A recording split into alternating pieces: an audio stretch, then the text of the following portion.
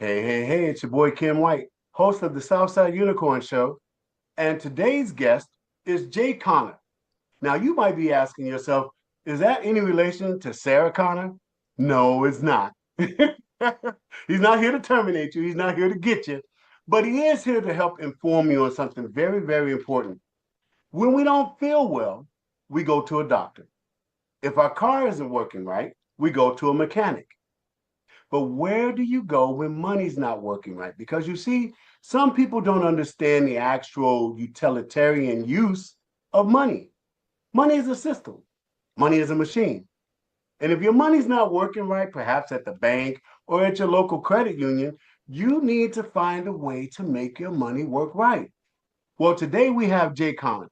He is the private money authority. He's that mechanic that can help you fix your money situation. So that's why I asked in this show, what condition is your money in? So without any further ado, I want to introduce you to Mr. Jay Conner, the private money authority. Hi, Mr. Conner. How are you? My lands, I'm doing fantastic. Thank you so much for inviting me to come along and be on your show and talk about my favorite topic, my favorite subject that I'm so passionate about, and that's private money. Why am I so excited about private money? I'll tell you why. Because private money for my real estate deals has had more of an impact on our real estate investing business than any other strategy that we've employed ever since we started back in 2003. Wow. Now that you said a mouthful when you said that. And I'm considering when it comes to private money as it relates to the real estate industry, a gentleman comes to mind. His name is Jerome Powell. Are you familiar with Jerome Powell, sir? I'm familiar with the name Jerome Powell. Yep, he is the chairman of the board of governors that oversees the Federal Reserve. That mythical place that and it's not even a government entity, if I'm not mistaken. They're not the government, are they? Well, that depends on your definition of the government. The government tells the well, doesn't really tell the Federal Reserve what to do. They are their own entity, but the president can hire and fire whoever the president wants to run that particular department. So it depends on how you want to define part of the government. Okay. So since that part of the government seems to be acting pretty sketch, if you ask me, because with everything that's going on in our nation, the tariffs seem to be doing what they're supposed to do. Immigration is having an impact, and I don't think it's necessarily a negative impact, but that's yours truly, my own opinion. But I'm about to say, since the Fed and this Mr. Jerome Powell seem to be behaving sketch, and they are connected directly to what we consider the banking system, where real estate draws its mother's milk from it, which is money. I think it's time we start looking in other directions to get money for financing. That's someplace that I think you can help us with, is it, Jay? Oh, my word, yes. Because in this world of private money and getting funding for real estate deals, it's got nothing to do with what mortgage lenders are doing. It's got nothing to do with what the Federal Reserve is doing. And here's why. The traditional way to borrow money is you go to the local bank, you go to the mortgage company, and you get on your hands and knees and you say, please fund my deal. And the traditional way to borrow money is, and this is stinking thinking. This is the old way of thinking. The traditional thinking is whoever's got the money to lend makes the rules, does the underwriting, sets the terms, sets the interest rate. But guess what? In my world of borrowing money, I make the rules. I set the terms. I'm my own underwriter. And here's the difference. Instead of applying for a mortgage or asking for a mortgage, I'm offering a mortgage. You know, I've got 47 private lenders right now funding my real estate deals.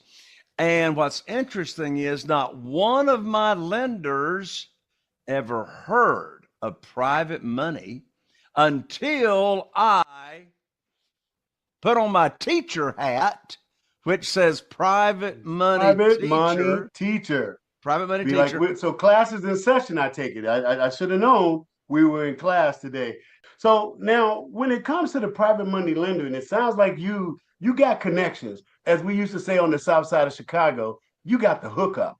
And when a man has the hookup, you should listen to what he's saying. But I do want to ask you, okay, it sounds like private money is like a big secret, right?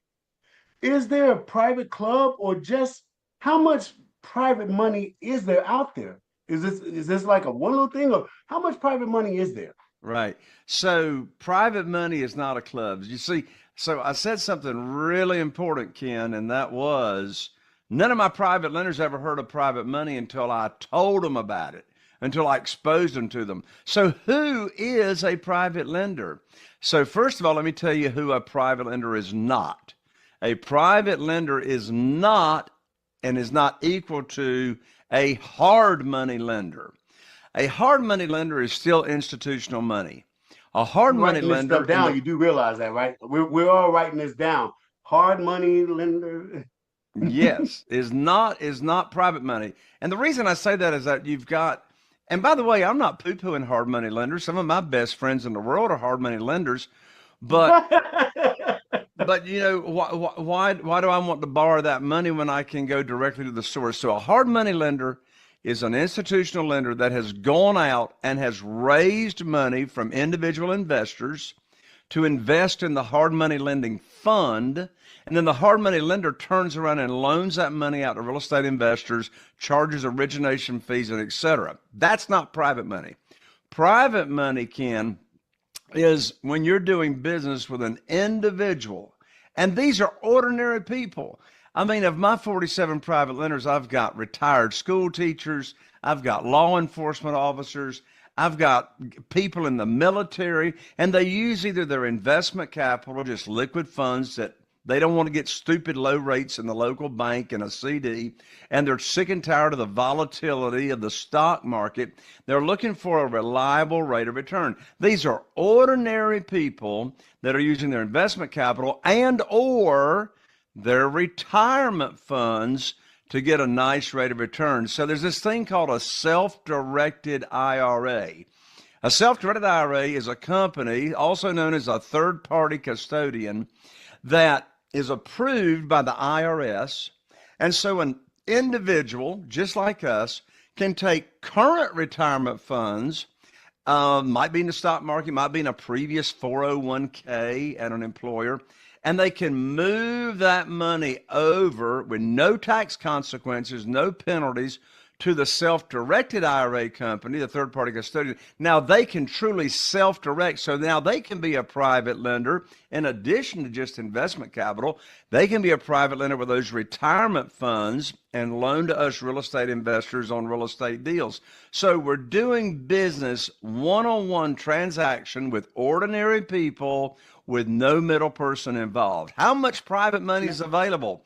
Prior to COVID, there was $18 trillion in cash in just ordinary people's money. Did you say 18 with a T? 18 With a T. trillion? Prior to COVID. Whoa. Today, 31 trillion. Today. I think the White House has been printing some money. Wow. Now, I got to ask you a question. I hear what you're saying. And now for retirees, those of us who, well, I'm not a retiree yet. I'm still out here on the grind. But for those people who are actually like some of my friends, they're retired or semi-retired, and they're watching their 401ks do somersaults. It's going up, it's going down, it's doing this, it's gone, it's back. This sounds great for them. I heard what you said about safety nets for them. But now, because this is something different than the FDIC, where, $100,000 of your money is insured should something go cattywampus, what is the protectorate for someone who would actually take these private loans? Is there any risk for them? Ken, I'm so glad you asked the question. Of course, there's risk in anything you do. There's no guarantees in life. So let's talk about mitigating the risk. How do other real estate investors who are using private money, how do we protect our private lenders? Well, there's a number of ways. Number one, we do not borrow unsecured funds. Now, we could legally. We could just borrow money, give them a promissory note, and all they got is a paper receipt, but we don't do that.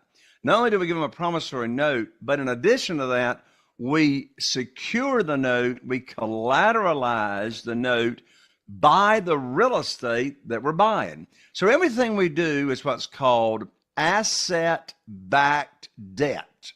Asset-backed debt. So that means we're going to protect the private lender just like the bank is protected. So our private lenders are not equity sharing in the profits. They're getting a set rate of return. How much? I've been paying them 8% ever since 2009, and they love it, particularly when you compare that. Wow. When you compare that to what you can get in the local bank now, which is less than 3% in a 7-month CD.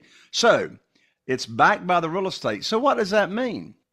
What does that security mean? That means if the borrower, the real estate investor, does not pay the private lender, guess what? The property does. If they don't get your money from the borrower, if they don't get that interest, if they don't get paid back, well, their legal recourse is they can foreclose on the property, just like a bank would. Now, they don't want the property. I mean, they want to be a passive investor. That's why they're a private lender, but that's their security. Now, secondly, how are they protected?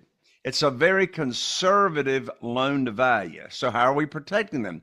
We don't borrow more than 75% of the after repaired value of a single family house. Now, I didn't say 75%. I'm sorry? That sounds like a NASA spaceship to me. I mean, on the spaceship, they have what's called redundancy. You got two systems that kind of make sure if one goes bad, there's another one to hold it up. Well, at 75%, you're already dealing with positive money the minute you even secure this deal. Am I right? Correct. So wow. It's secured. It's not unsecured. It's a conservative loan to value.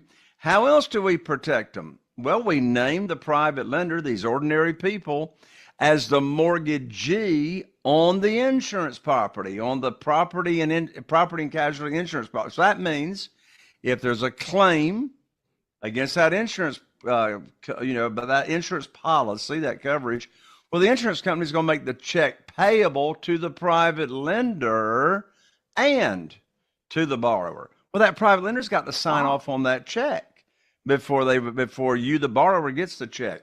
That's the same thing the bank does. We also they name definitely gonna get their money back. Exactly. And we name them on the title insurance policy as an additional insured in case there's any title issues. So think of the private lender as the bank, giving them the same.